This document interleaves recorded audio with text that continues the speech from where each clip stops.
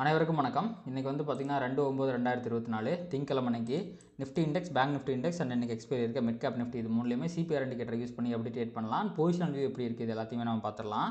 So அதுக்கு முன்னாடி நம்ம ஃப்ரைடே அன்னைக்கு யூஎஸ் மார்க்கெட் என்னாச்சு அப்படின்னு பார்க்கும்போது உங்களுக்கு டவ் ஜோன்ஸ் வந்து ஒரு 0.55% வந்து மேலே ஏறி இருக்கான் அண்ட் ஆல் டைம் ஹை க்ளோஸும் வச்சுருக்கான். பயங்கர புல்லிஷாக இருக்குது டவ் ஜோன்ஸ் வந்து. அண்ட் எஸ்என்பியுமே வந்து பார்த்திங்கன்னா கிட்டத்தட்ட ஆல் டைம் ஹை கிட்ட வந்துட்டு ஆல் டைம் ஹை க்ளோஸ் நம்ம சொல்ல முடியாது, ஏன்னா ஆல்ரெடி நான் கொஞ்சம் மேலே இருக்குது. பட் ஸ்டில் 1% வந்து பாசிட்டிவாக முடிஞ்சிருக்கான். நாஸ்டாக்மே வந்து பார்த்திங்கன்னா 1.29% வந்து பாசிட்டிவாக முடிஞ்சிருக்கான். ஸோ இது 3 இண்டெக்ஸுமே கொஞ்சம் பாசிட்டிவாக முடிஞ்சது அண்ட் கிட்டத்தட்ட ஆல் டைம் ஹை பக்கத்தில் இருக்குது. எல்லாமே வந்து பார்த்திங்கன்னா நம்ம மார்க்கெட்டை பொறுத்த வரைக்கும், யூஎஸ் மார்க்கெட்டை பொறுத்த வரைக்கும் அது ரொம்பவே ஒரு பாசிட்டிவான விஷயம் தான். நீங்கள் டெய்லி சிபிஆர்லையுமே நீங்கள் பார்க்கும்போது உங்களுக்கு பாருங்களேன், ஒரு ட்ரெண்டிங் டே வந்து ப்ரைஸ் வந்து உங்களுக்கு டவ் ஜோன்ஸில் ட்ரெண்டாக இருக்குது. அண்ட் இங்கே பாருங்கள், ஒரு உங்களுக்கு சைட்வேஸ் டே உங்களுக்கு ஒரு வைட் சிபிஆர் வந்துமே உங்களுக்கு S&P 500லையும் அண்ட் நாஸ்டாக்லையுமே வந்து பார்த்திங்கன்னா ட்ரெண்டிங் அப்படிங்கிறது வந்திருக்கு. ஸோ கிளியராக பை அண்ட் டிப் அப்படிங்கிறது உங்களுக்கு தெரியுது. இன்கேஸ் மார்க்கெட் கீழே போனாலும் ரொம்ப சுலபமாக மேலே வந்துடுது அப்படிங்கிறது தெரியுது. ஸோ யூஎஸ் மார்க்கெட்டை பொறுத்த வரைக்கும் இப்போதைக்கு எந்த பிரச்சனையும் கிடையாது. அண்டு உங்களுக்கு வந்து யூஎஸோட 10-year பாண்டில் மட்டும் இப்போ 3.9 லெவலில் இருக்குது, விச் இஸ் பிலோ 4.5. அது பீக்கில் இருந்ததை விட ரொம்பவே கம்மியாக தான் இருக்குது. ஸோ அதை பற்றி பிரச்சனை இல்லை. அண்ட் விக்ஸுமே பாருங்கள் 4.5% வந்து கீழே இறங்கியிருக்கு. இது எல்லாமே வந்து பார்த்திங்கன்னா யூஎஸ் மார்க்கெட்டை பொறுத்த வரைக்கும் ரொம்பவே ஒரு பாசிட்டிவான விஷயமாக நான் பார்க்குறேன். அண்ட் க்ரூட் ஆயிலுமே இப்போதைக்கு வந்து பார்த்திங்கன்னா ஒரு $73 தான் ட்ரேட் ஆகிட்டு இருக்குது. இதுவுமே மார்க்கெட்டுக்கு ஒரு பாசிட்டிவான விஷயம் தான். முக்கியமாக இந்தியன் மார்க்கெட்டுக்கு இது வந்து ரொம்பவே ஒரு பாசிட்டிவான விஷயம். ஸோ யூஎஸ் மார்க்கெட்டை பற்றி பெரும் கவலை இல்லை. அடுத்து நம்ம வந்து ஏடிஆரை பற்றி பார்த்துடலாம். ஸோ ஏடிஆரை பொறுத்த வரைக்கும் உங்களுக்கு வந்து HDFC பேங்க் வந்து ஃப்ளாட்டாக முடிஞ்சிருந்தா உங்களுக்கு ஐசிஐசி வந்து ஒரு 0.6% பாசிட்டிவ், இன்ஃபோசிஸ் ஒரு 0.5% பாசிட்டிவ். உங்களுக்கு வந்து HDFC அண்ட் விப்ரோ வந்து ஃப்ளாட், ஐசிஐசி இன்ஃபோசிஸும் கிட்டத்தட்ட 6% மேலே முடிஞ்சிருக்காங்க.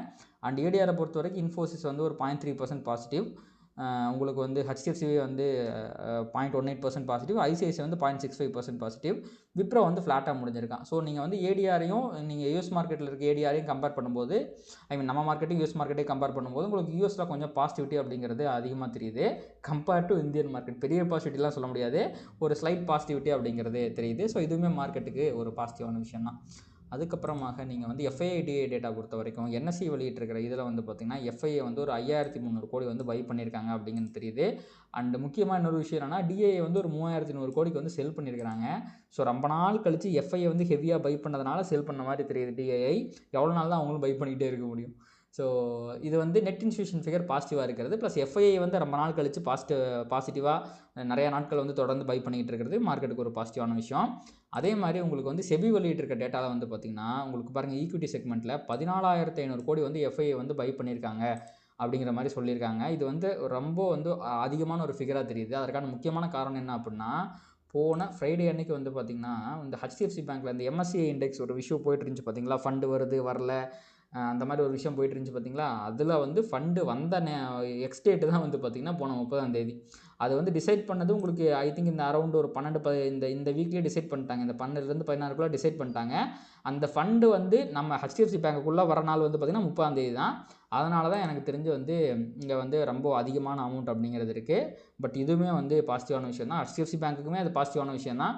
ஆனால் ப்ரைஸில் இன்னும் அது ரிஃப்ளெக்ட் ஆகலை. மேபி இந்த வாரம் ஆகிறதுக்கு நிறைய வாய்ப்புகள் இருக்குது. நம்ம அதை வந்து பொறுத்திருந்து பார்ப்போம். அண்ட் அதுக்கப்புறமா வந்து இந்த வாரத்தில் ஏதாவது முக்கியமான ஈவெண்ட்ஸ் இருக்கா அப்படிங்கிறத பார்த்துருவோம். உங்களுக்கு வந்து மண்டே அன்னைக்கு முக்கியமான விஷயம்னா யூஎஸ் மார்க்கெட் ஹாலிடே. அதனால் நாளைக்கு காலையில், அதாவது டியூஸ்டே அன்னைக்கு மார்னிங் நம்ம மார்க்கெட் அப்சல்யூட் ஃப்ளாட்டாக ப்ளஸ் ஆர் மைனஸ் நிஃப்டிலாம் ஒரு 50 பாயிண்ட், பேங்க் நிஃப்டி ஒரு 100 பாயிண்ட்டில் தான் ஓப்பன் ஆகிறதுக்கு வாய்ப்பு இருக்குது. ஸோ இதை தெரிஞ்சுக்கங்க. அண்ட் டியூஸ்டே அன்றைக்கி நைட் வந்து பார்த்திங்கன்னா மேனுஃபேக்சரிங் PMI டேட்டா வருது. அண்ட் ஆல்ரெடி வந்து பார்த்திங்கன்னா மார்க்கெட் வந்து இப்போ பாசிட்டிவாக இருக்கிறதுனால இந்த டேட்டா எவ்வளோ நெகட்டிவாக வந்தாலும் மார்க்கெட் பெருசாக நெகட்டிவாக ரியாக்ட் பண்ணாது அப்படிங்கிறதான் உண்மை. வெனஸ்டே அன்றைக்கி வந்து பார்த்திங்கன்னா ஜாப்ஸ் டேட்டா வருது. அண்ட் தேர்ஸ்டே அன்றைக்கி அகைன் வந்து உங்களுக்கு jobs data, service PMI, manufacturing PMI இந்த டேட்டா எல்லாமே வந்துடுது. அண்ட் ஃப்ரைடே அன்றைக்கி வந்து பார்த்திங்கன்னா அகைன் இந்த அன்எம்ப்ளாய்மெண்ட் ரேட் வருது. அதுக்கப்புறம் வந்து இந்த ஆவரேஜ் ஹவர்லி அன்னைக்கு இந்த மாதிரி டேட்டாஸ்லாம் வருது. எல்லா நாளுமே ஏதோ ஒரு டேட்டா இருக்குது. ஆனால் இந்த கரண்ட்டாக இப்போ வந்து மார்க்கெட் இருக்கிற சுச்சுவேஷனுக்கு இந்த எந்த டேட்டாவுமே மார்க்கெட்டை பெருசாக பாதிக்காது அப்படிங்கிறதா உண்மை. ஏன்னா வந்து ஃபெட் மீட்டிங் இருக்குது பார்த்தீங்களா. ஸோ இந்த மாதம் தான் ஃபெட் மீட்டிங் இருக்குது. ஐ திங்க் ஒரு 3rd வீக்கில் வரும்னு நினைக்கிறேன். அப்படி வரும்போது உங்களுக்கு அவங்க வந்து இன்ட்ரெஸ்ட் ரேட்டை கம்மி பண்ண போகிறாங்க. மினிமம் 0.25% அண்ட் மேக்ஸிமம் 0.5% வரைக்கும் கூட குறைக்கிறதுக்கு வாய்ப்பு இருக்குது அப்படிங்கிறது எழுதி வைக்கப்பட்டு விட்டது. அதில் ஏதாவது இந்த டேட்டாவால் மாற்றம் கொண்டு வர முடியும் அப்படின்னா கொண்டு வர முடியாது. ஓகேங்களா. அதனால் வந்து மார்க்கெட் எந்த டேட்டாக்குமே பெருசாக ரியாக்ட் பண்ணாது. அதனால் ஹியூஜ் கேப் டவுனுங்கிற மாதிரி விஷயங்களை நம்மளால் இந்த வாரத்தில் எதிர்பார்க்க முடியாது. இந்த டேட்டாஸால் வேறு ஏதாவது விஷயத்தால் அது நடக்கிறதுக்கு வாய்ப்பு இருக்குது. அதை நம்ம பொறுத்திருந்து பார்ப்போம். அண்ட் ஃபைனலி இப்போ வந்து வேர்ல்டு மார்க்கெட் ஃபியூச்சர்ஸை பொறுத்த வரைக்கும் உங்களுக்கு வந்து இவங்க எல்லாருமே ஃப்ளாட்டாக இருக்காங்க. யூஎஸ் மார்க்கெட் ஃபுல்லாக வந்து ஃப்ளாட்டாக இருக்குது. டாக்ஸுமே ஃப்ளாட்டாக தான் இருக்குது. ஜப்பான் மட்டும் ஒரு 0.65% பாசிட்டிவாக இருக்குது. காஸ்பி வந்து 0.7% நெகட்டிவாக இருக்காங்க. எல்லாமே வந்து ஓரளவுக்கு மிக்சடாக இருக்குன்னு வச்சுக்கலாம். பெரிய பாசிட்டிவிட்டியும் இல்லை, பெரிய நெகட்டிவிட்டியும் இல்லை. அண்ட் கிஃப்ட் நிஃப்டியை பொறுத்த வரைக்கும் ஃப்ரைடேவே பெருசாக மேலே ஏறலை. உங்களுக்கு வந்து யூஎஸ் மார்க்கெட் நல்லா பாசிட்டிவாக இருந்தாலும் கிஃப்ட் நிஃப்டி பெருசாக மேலே ஏறலை. இங்கே பாருங்கள், சேம் அதே ஒரு 419 ரேஞ்சிலே தான் இருக்கான். உங்களுக்கு ஃப்ரைடே அன்னைக்கு முடியும் போதும் அதே ரேஞ்சில் தான் இருந்தான் அவன். நீங்கள் பாருங்கள், ஃப்ரைடே அன்றைக்கி ஒரு 330 லெவலில் பார்த்தீங்கன்னா இதுதான் 330 லெவலு. உங்களுக்கு வந்து 420, இப்போ இருக்கிறது 420, கிட்டத்தட்ட ஃப்ளாட் ஓப்பனிங் தான் வந்து கிஃப்ட் நிஃப்டி இண்டிகேட் பண்ணுறான். ஸோ யூஎஸ் மார்க்கெட் பாசிட்டிவாக இருந்தால் கிஃப்ட் நிஃப்டி பெருசாக ரியாக்ட் பண்ணாது எனக்கு வந்து கொஞ்சம் ஆச்சரியமாக தான் இருக்குது. மேபி மார்க்கெட்டில் வந்து இன்றைக்கி ஏதாவது ஒரு ட்ரெண்டிங் வருமா அப்படிங்கிறத நம்ம பொறுத்திருந்து பார்க்கணும். ஏன்னா உங்களுக்கு பொசிஷனலாக வந்து எல்லாருமே வந்து பையிங் சைடு வந்து இருக்கிறாங்க. உங்களுக்கு விர்ஜின் சிபிஆர் அப்படிங்கிறது நிஃப்டியில் ஃபார்ம் ஆகிருக்கு. அதே சமயத்தில் பேங்க் நிஃப்டிலையுமே விர்ஜின் சிபிஆர் அப்படிங்கிறது ஃபார்ம் ஆகிருக்கு. ஓகேங்களா? ஸோ தட் மார்க்கெட் வந்து மேலே போகிறதுக்கு நிறைய வாய்ப்புகள் இருக்குது. இன்கேஸ் கீழே வந்தாலுமே அது திருப்பி அகைன் பை ஆகி மேலே போகிறதுக்கும் அதிகமான வாய்ப்புகள் இருக்குது. ஸோ நம்ம முதல்ல வந்து நிஃப்டியை பார்த்துருவோம். ஸோ இதுதான் வந்து ஃப்ரைடே அன்றைக்கி வந்த சிபிஆர். புல்ஸ் வந்து கிளியராக வின் பண்ணியிருக்கிறாங்க. இப்போ நம்ம இன்றைக்கி ஃபார்ம் ஆக போகிற சிபிஆரை பார்த்திங்கன்னா ட்ரெண்டிங் டே. உங்களுக்கு வந்து அசெண்டிங் சிபிஆர், உங்களுக்கு நேரோ சிபிஆர் வந்திருக்கு. ஸோ நேரோ சிபிஆர்னால ட்ரெண்டிங் டே தான். அதனால் ப்ரைஸ் வந்து பார்த்திங்கன்னா மேலே போகிறதுக்கு எல்லா வாய்ப்புகளும் இருக்குது. ஓகேங்களா? ஸோ இன்கேஸ் ஏதாவது ஒரு சினாரியோவில் இங்கே பாருங்கள், இவன் வந்து லைட்டாக ஒரு 10 பாயிண்ட்லாம் இப்போ கம்மியாகிட்டான். இன்கேஸ் கேப் டவுன் ஆகுது, ப்ரைஸ் கீழே வருது அப்படின்னா கண்டிப்பாக இந்த விர்ஜின் இப்போது இங்கே சிபிஆர் கிட்டேருந்து இந்த விர்ஜின் சிபிஆர் வரைக்கும் வரது ட்ரெண்டிங் தான். அங்கேருந்து திருப்பி ரிவர்சல் ஆகி ஒரு வாலட்டைல் டேயாக மாறுறதுக்கும் வாய்ப்பு இருக்குது. நம்ம அதை வந்து பொறுத்திருந்து தான் பார்க்கணும். ஸோ இன்றைக்கி நிஃப்டியை பொறுத்த வரைக்கும் இங்கே R1லேருந்து பிரேக் அவுட் ஆகி மேலே ட்ரெண்ட் ஆகிறது and virgin CPR reversal and இது அசெண்டிங் சிபிஆர் இருக்கிறதுனால S1 ரிவர்சலுமே வந்து பார்த்திங்க அப்படின்னா ஒரு ஹை ப்ராபபிள் ட்ரேடிங் ஆப்பர்ச்சுனிட்டி தான். S1 ட்ரெண்டிங்கிலிருந்து விர்ஜின் சிபிஆர் வரைக்கும் வரதுக்கான வாய்ப்புகளும் இருக்குது. அப்படி இன்கேஸ் வந்துச்சு அப்படின்னா அது ஒரு லோ ப்ராபபிள் ட்ரேடிங் ஆப்பர்ச்சுனிட்டியாக இருக்கும். ஸோ அவ்வளோதான். அண்ட் பொசிஷனலாகவும் நீங்கள் பார்க்கும்போது உங்களுக்கு நிஃப்டி பாருங்கள், இந்த சேனலோட உங்களுக்கு ஒரு ஹையஸ்ட் பாயிண்டில் இருக்கிறான். இங்கேருந்து உங்களுக்கு நல்ல ஒரு பையிங் ப்ரெஷர். அதாவது எப்படின்னா மார்க்கெட் வந்து டெய்லி மேலே போகிற மாதிரி தெரிஞ்சாலுமே 1 ஹவரில் பாருங்களேன், கிளியராக உங்களுக்கு நிறையா ப்ராஃபிட் புக்கிங் வந்து தான் மேலே போயிருக்கிறான். அண்ட் இது ஃபுல்லாகவே கன்சால்டேஷன் தான். இது வந்து பார்த்திங்கன்னா இந்த கன்சால்டேஷனோட ஹையாக ஆர் லோவாக எந்த பக்கம் பிரேக் அவுட் பண்ணுறானோ ஒரு 1 ஹவரில் அந்த பக்கம் மேலே போயிடுவான். ஓகேங்களா? இந்த இடத்த எல்லாமே டோஜி கேண்டில் மாதிரி தான் வந்திருக்கு. ஸோ மார்க்கெட் இன்டிசிசிவாக இருக்குது அப்படிங்கிறது இது கிளியராக இண்டிகேட் பண்ணுது. ஸோ இது மேலே பிரேக் அவுட் ஆச்சுன்னா 1 ஹவரில் மேலே போயிடுவான், கீழே பிரேக் அவுட் ஆச்சுன்னா கீழே போயிடுவான். அண்ட் மார்க்கெட் இப்போ இருக்கிற சுச்சுவேஷனுக்கு அது மேலே பிரேக் அவுட் ஆகிறதுக்கு தான் நிறையா வாய்ப்பு இருக்குது அப்படிங்கிற மாதிரி தெரியுது. ஸோ நம்ம அதை வந்து பொறுத்திருந்து பார்க்கலாம். அண்டு அப்படியே நீங்கள் பேங்க் நிஃப்டி பக்கம் வந்துடலாம். ஸோ பேங்க் நிஃப்டி பார்த்திங்க அப்படின்னா நிஃப்டி அளவுக்கு வந்து பாசிட்டிவாக இல்லைங்க. நிஃப்டி வந்து ஆல் டைம் ஹையெல்லாம் உடச்சிட்டு பாட்டுக்கு மேலே போயிட்டு இருக்கிறான். ஆனால் பேங்க் நிஃப்டி வந்து லிக்விடிட்டி பிரச்சனையால் ரொம்ப கீழே சுற்றிட்டு இருக்கான். உங்களுக்கு முதல்ல வந்து ஃப்ரைடே அன்றைக்கி என்ன சிபிஆர் வந்திருக்கு அப்படிங்கிறத பார்த்துருவோம் நம்ம. ஸோ ஃப்ரைடே அன்றைக்கி வந்து பார்த்திங்கன்னா உங்களுக்கு ஒரு ஸ்லைட்லி ஒரு அசனிங் சிபிஆர் அப்படிங்கிறது வந்துருந்துச்சு. அண்ட் மார்க்கெட் வந்து நிஃப்டி வந்து R1 ப்ரீவியஸ் டே 2க்கு மேலே க்ளோஸ் வச்சுருந்தான். ஆனால் பேங்க் நிஃப்டி வந்து பார்த்திங்கன்னா லைட்டாக உங்களுக்கு லாஸ்ட்டில் ஒரு ப்ராஃபிட் புக்கிங் அப்படிங்கிற மாதிரி வந்து அவன் கீழே வந்துட்டான். பட் ஸ்டில் விர்ஜின் சிபிஆர் அப்படிங்கிறது ஃபார்ம் ஆகத்தான் செய்யுது. ஸோ கண்டிப்பாக இன்றைக்கி வந்து அசனிங் சிபிஆர் தான் வரும்.